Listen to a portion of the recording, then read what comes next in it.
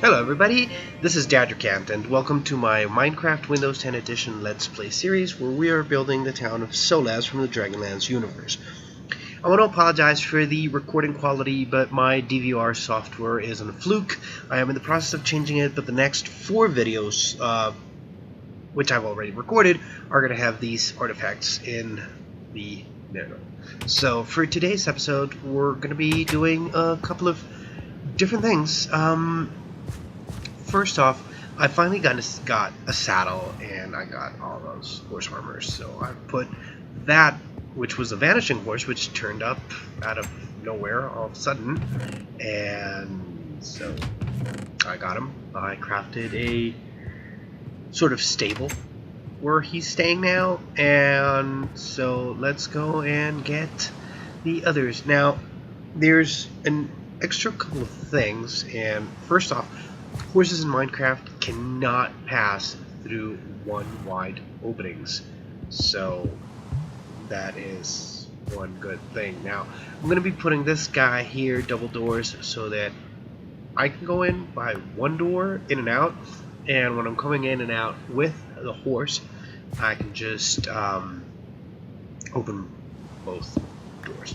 So this space is a little cramped, and also the ceiling has to be 3 high, otherwise when I climb into the horse I will bump my head and take damage, which is not something that we want. So I'm going to be extending this the ceiling a little bit further up and opening up the space because, well, remember that we have another horse in that makeshift shelter that we got by the river, but also while I was taming this guy, a couple of horses spawned inside our wheat and pumpkin farm, so they effectively trapped themselves there.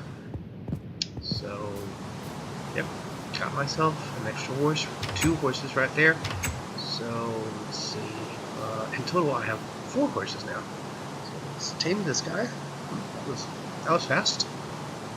Alright, now let's put the saddle on him so I can add some armor. Alright, and whoop. Now, I can't jump the fence, which is why they're stuck in here, and they've already broken one of the pumpkins down. Pumpkin plants. But I can jump. Now, if I just manage this here. There we go. One of them's out, and oh, ouch, that hurt. There we are. Now I need to. Whoa, forgot the saddle. Only access their inventory while riding them, so they can keep the armor. I got enough of those, but I've only got 1 saddle, so there we go. Now these render artifacts are getting. Oh, sometimes they'll be there, other times they won't, and oh, this is feisty. This guy doesn't want to be tamed so fast. Let's see. So, 3rd time's a charm, I think. Yes, 3rd time's a charm. Now let's put the saddle on him. There's some armor there. And take the pumpkin stair. And whoa, this is a high jump horse. There we go. Double doors. Close once so nobody gets out. Take the saddle, go down, and close here so no mobs come down there and do nasty things to my horses. Alrighty, let's go get the other guy. The guy who's been trapped forever in that makeshift dirt hut that we crafted a couple of episodes back, like 4 episodes ago. So there we are. Let's break this opening. Move here so I don't bump my head. And put the saddle on and armor. Let's go. Now that's what we're out.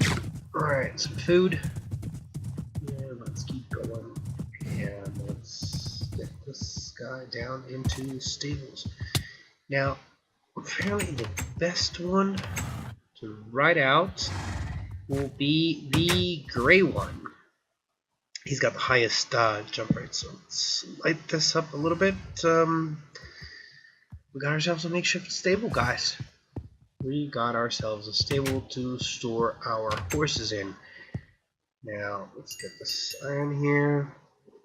Here. This, I think we're gonna need to do a little something before we can proceed. I mean, we've got ourselves the spot, the staircase leading into the mob spawner. That is going to be leading up into the blacksmiths, which is on the ground. But this food here, there we go. But I think that I want to build it out of stone brick. That means that I'm going to have to do some cooking. I'm going to have to cook some stone to turn it into some cobblestone. Sorry, to turn it into proper stone, which can then be crafted into stone bricks. So let's see, we got this here, this there, right? And while those things are cooking, and we got our compass, and we are going to go exploring. So let's see, where's the last guy we used? Let's take the saddle off of him, because I want to go out on the mottled, the gray guy here. Nope, nope, nope, get out of the way, guys. Alright. This is the one that we want. He has the highest hit points. He can jump pretty high up, which will be useful. So let's go. And in order to do this, I'm going to be time-lapsing. So hang on. Alright guys, as I explore this area around here, I'm going to tell you a little bit more about the history and the lore and the mythology of the Dragonlance universe, because that is part of what I want to make different about this series of videos. And if you want to know more about it, be sure to let me know down in the comments, or if you think that these histories are not really interesting, then also let me know, please. So anyway, Solace is located in the region of Abyssinia in the Dragonlance world called Kryn. Now, Solace is at a crossroads, and it is at a spot to the north of two great nations that are have been estranged ever since the Cataclysm. One of them is the Elven Kingdom of Qualinost, or Qualinesti. Qualinesti is the kingdom, Qualinost is the city, and they closed off their borders to pretty much everybody after the Cataclysm. They blamed humans for the Cataclysm. They did not realize that elves also played a part in it, but they blamed humans, so they closed off their borders. One of the most important characters to come out of Qualinesti is Tanis Half-Elven, who later on, when we talk about the Heroes of the Lands, you'll understand his significance. But he's the leader of the Heroes of the Lands. He's a half-elf, product of rape by a human soldier on a member of the royal household. So he has royal blood, but he's a half-breed. So he's been living in Solace for quite a few years now. He's young by elven standards, but old by human standards. The second kingdom to the south is the Dwarven Kingdom of Thorbardin, which is located inside of the mountain that is completely closed off to everybody. It's given dwarven craftsmanship.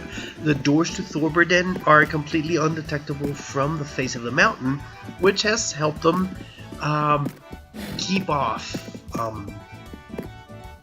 people, elves, humans, and everybody else outside of their kingdom for many years. Now, those are mountain dwarves. To the north of Solace, there are hill dwarves, which are a different kind of dwarves, and one of those dwarves who lives in the town of Solace is Flint Fireforge, who is a blacksmith. And with that, we are back at our staging area, and I can close these doors and leave the saddle on those horses and check on my cooking. And let's get the stores here. Alright, we got this, and let's put some cobblestone to cook. Get this, and get some more something here. Let me see. Here, cobblestone. Yeah, definitely gonna be needing some of that. I got stone here, which I can turn straight into stone brick, and I got some stones here. Let's see. Let's craft this out, and that is just 4 blocks, and we got ourselves a stack of stone brick while we cook, we rest, and this is going to allow me to start building. Now let's see. Do we have glass? Yes, and I am going to be using glass blocks instead of glass panes because of the way it looks. It looks sturdier, and we're going to be building a blacksmith. So now, as you noticed from our run around, this is an island. It's contained completely within itself, so that's going to be good. I'm eventually going to be terraforming the entire island, I know. So let the terraforming begin here around the entrance to our mob spawner. I am going to have to expand it a little bit to make way for the house that I want, and I'm going to need a bit more dirt here and expand it further back. Shovels finally out. Let's get another one. So I'm going to expand it 2 rows. That means I'm going to have to take down this this tree right here, which is just perfect because I'm going to be using the wood later on. And there we go. Alrighty. Nothing left like that floating mass of leaves that we found in the midst of the garden somewhere over to my back. Now, so let's see. We want to make this house big because I want to have a blacksmith's workshop here, and I'm probably gonna be moving the anvil and the furnaces and a couple of things over into this area right here. And let's see, 2, 3, 4, 5, 6, 7, 8, 9. Yeah, I think I want by 9, 2, 3, 4, 9. Alright, 9 by 9 it'll be, and that means that we're going to have one block door, and to make sure that it's symmetrical, and I get the exact middle, I'm going to go like this. There we go. That's going to be our entrance, and it's going to be a squat building. Alright, this is going to be Theris Ironfeld's forge. He was the blacksmith of Solace. He plays an important role in the history of the town later on. Alright, you can see the blocks, they fill all the way between the entire wall, and if it was panes, there would be a gap there. So let's see. Let's go here. Let's count out. Alright, let's see. Let's go get more of the stone that we are cooking down here, and get some more brick made. Alright. Oh, and as you can see, put some more of this to cook, and grab this and turn it into stone brick. And as you can see, the render artifacts on my DVR software are gone from this part of the clip, which is fortunate, but as I told you before, I've already recorded several of the clips that the entire process. So I'm doing a voiceover, and that means that unfortunately I know that many of them are shot with those streaks down the middle, which is going to be really annoying, and I haven't really found a solution yet, but I am working on it. So promise to improve that as soon as I can figure out how to do that. Probably change my DVR software, investing a little bit in better equipment, but that will have to come later on. Alright, so want to see what we got here. Let's count this.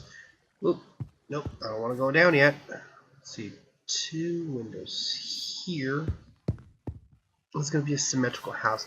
Now let's count 1, 2, 3, 4, 5. So I'm going to have a 3 wide window here to the back, which is a mountain right now, but I will probably flatten out a bit of it just to create a pathway or something up towards that hill. So let's see, we got 11 stone here and another 11 is 22, so that means that we're going to get a couple more. There we go. Yep.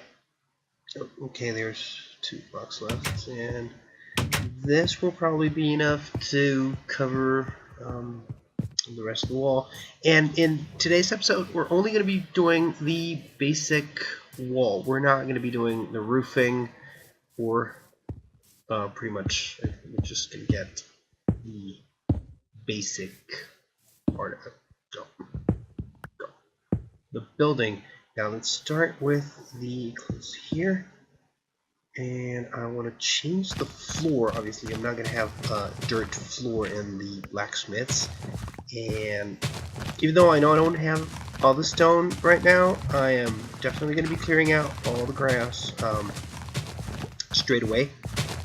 And I could probably turn this into half slabs of stone and probably have enough, but I don't want to have a hole underneath it. So yeah, I'm going to be using full stone blocks here. I mean, I have enough cobblestone. I just have to cook it. And let's see. Always close the doors behind you. Always remember to close the doors behind you. You never know when a stray creeper will come in and pretty much shoot, blow you away, and take away your stuff and your gear that you worked on. And yeah, I'm gonna have to light this up in a little while, and I might have to do a little bit more terraforming later on. So there we go. Oh, get down. Okay, so we got this floor done right here, and do we have enough? No, we don't. Let's just fill this corner, and this is already starting to look a lot better. But unfortunately, guys, that is all I have time for today. I hope you enjoyed this video despite the video quality problems. And if you did, be sure to hit the thumbs up button. I really appreciate it, and that way I know that I'm doing a good job. And if you really loved it and want to see more, please subscribe. This has been Dadger Kent. Peace out.